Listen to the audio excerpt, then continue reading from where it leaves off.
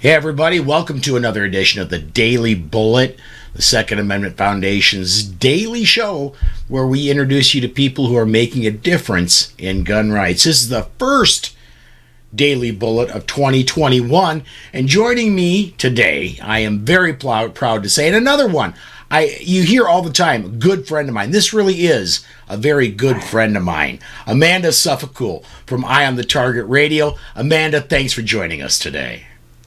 Hey, thanks for having me as the first one in 2021, because, we're all turning over a new leaf here. I hope so. I really hope so.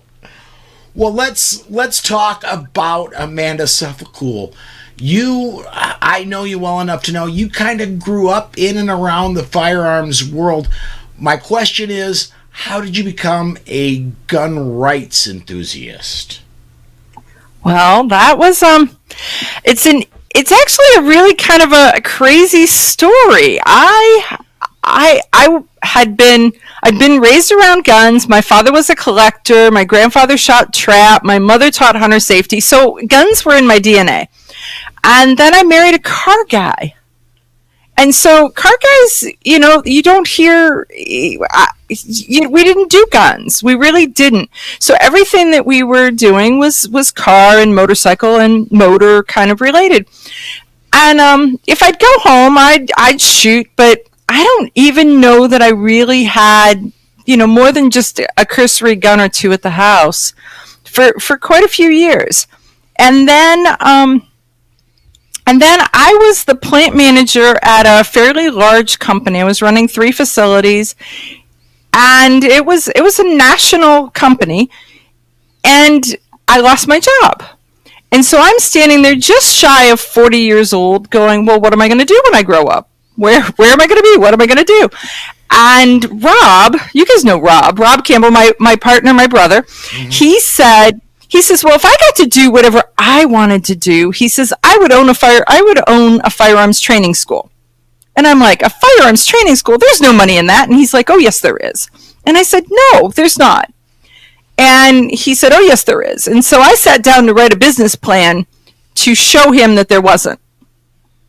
And then we were in business. So that was where that was. So that was about the time that Ohio passed their concealed carry. And so with Rob and his extensive firearms knowledge, me with firearms just kind of around in my DNA, we started and we put together a platform. And then what happened was people started asking questions about concealed carry. And I realized that nobody knew the answers. So we sat down and read the Ohio Revised Code. It's 167 pages when they first passed it. And started answering questions. And then we answered them to the police and the sheriff and the firearms trainers and the gun shops. And it was like, people were like, well, where did you get that answer? And I was like, well, 2923.125 G through J, right? You tell them exactly where. And they were like, oh, well, I just read the little booklet that the state published. And it was like, wait, the booklet is 40 pages.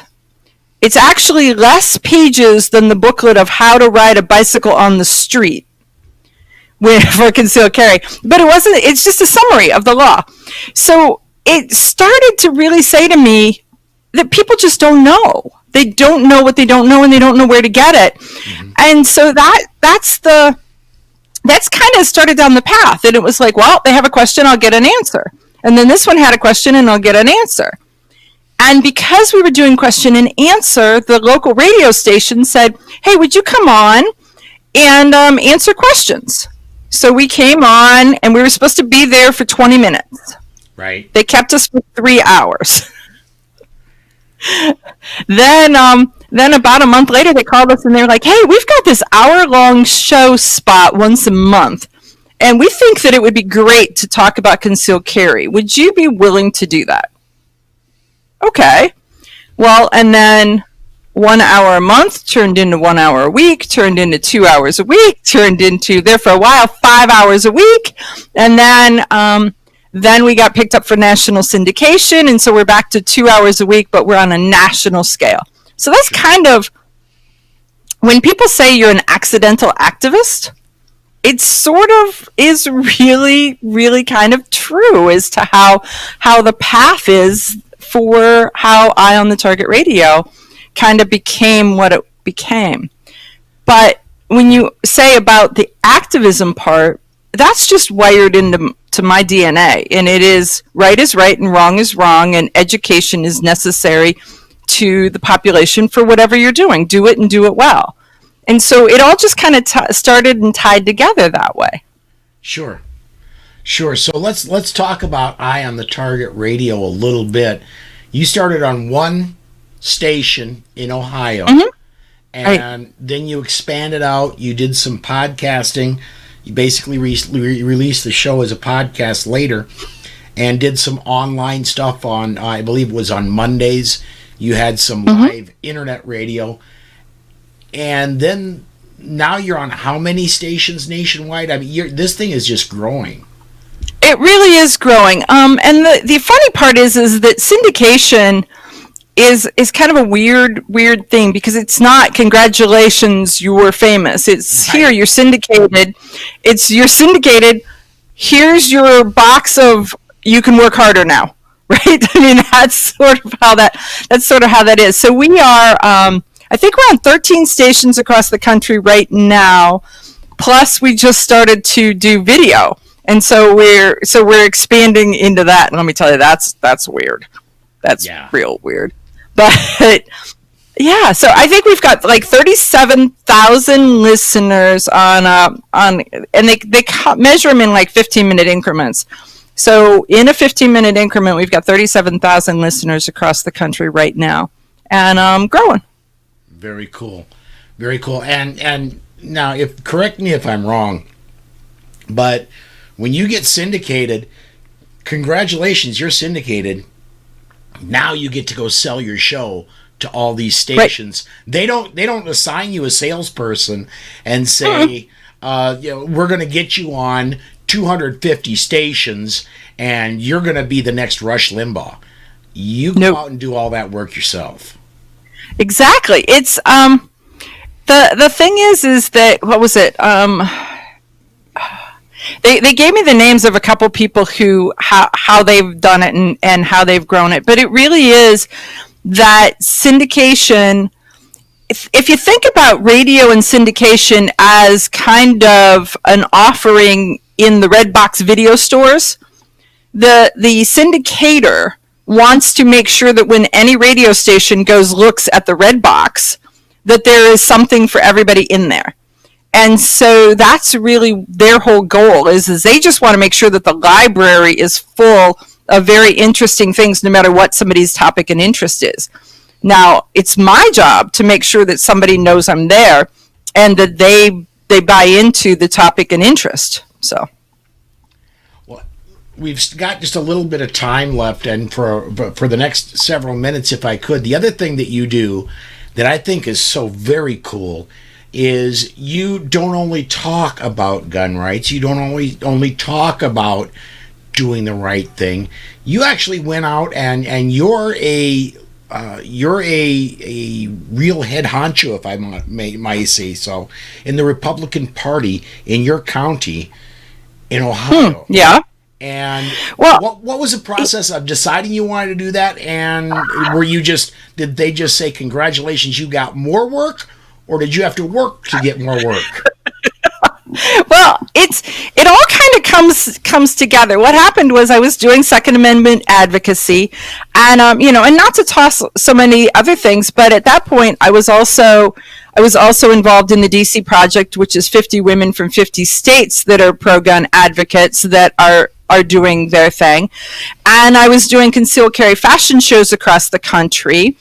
And then, so there's all these little working pieces, and I started to find out that there's not anybody that was in my area that cared about the Second Amendment like I cared about the Second Amendment. So I joined the central committee in my county so that I could poke at them and say, look, I want to know about the Second Amendment. I want to know what the candidates think about the Second Amendment.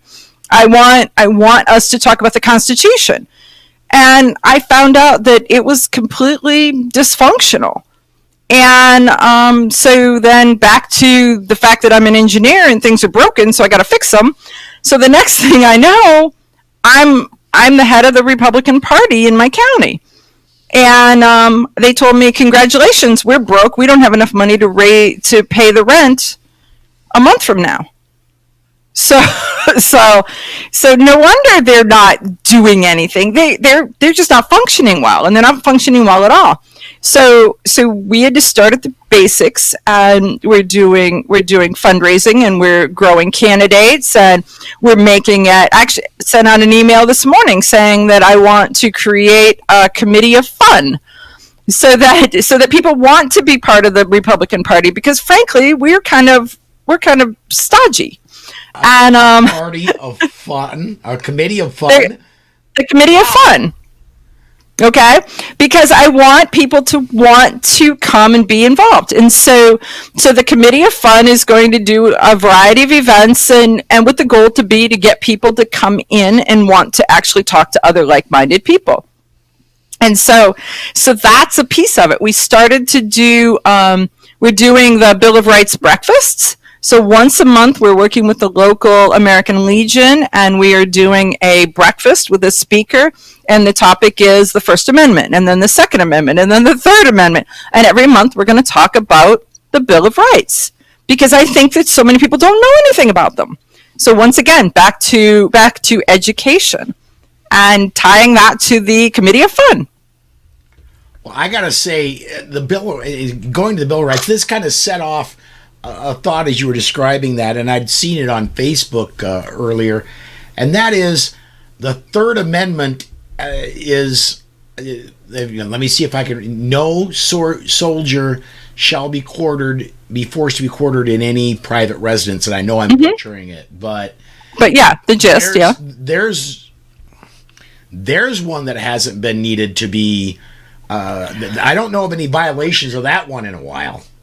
Well, the thing is that some of them we're going to talk about the violations locally or currently, and others we're going to talk about the history of how they came about. And that the Bill of Rights was actually written when they first started to say, why did we separate from Europe? What was our issue? And it was taxation without representation, right? Among other things. That's what most of us are taught in school. Is, we were overtaxed, we had a tea party, and then we were like, get out of our town. So, but it's not really true. What they did was they actually, it's one of them, but it was way down the list. The Bill of Rights is actually in order of how offended they are with the offenses that happened. And then someone rewrote it. And they wrote a book, and then somebody else wrote another book saying, your book is full of, cheese. And then it was a contested book, and then somebody else quoted the contested book, and then somebody else picked up on it, and we rewrote history. So when we get to the Third Amendment, it may be that we're going to talk about that a little bit. Sure. Well, we've only got about a minute and a half left here, but if I could, everything that you do is kind of tied up in your website. Tell people how they can find out what you're doing and how they can get in touch if they want to know more. Oh, it's Eye on the Target Radio, EYE. So Eye on the Target Radio. And just eyeonthetargetradio.com, just kind of go in there. There's a communicate with, and if you click the button, guess what? You get to communicate with me. There is the podcasts are there, and there's an attempt at a blog, but let me tell you, it is a horrible attempt at a blog. So periodically, if something really strikes my fancy, it goes there, but really our Facebook page is so much more active than the blog, so much more active. But that's kind of where we try to put everything. We have not yet put the videos in there yet and tied that to the Ops Lens thing, but that'll be another. I've got to sit down and it'll make my head hurt and figure out how to do all the links to it. Sure. Well, Amanda, I want to thank you so much for joining us today. No problem at all. Well, thanks for having me. Everybody, if you would please subscribe to the feed, and when you do, hit the notification bell so you know when we release another episode, which we will be doing tomorrow. Thanks for watching, everybody.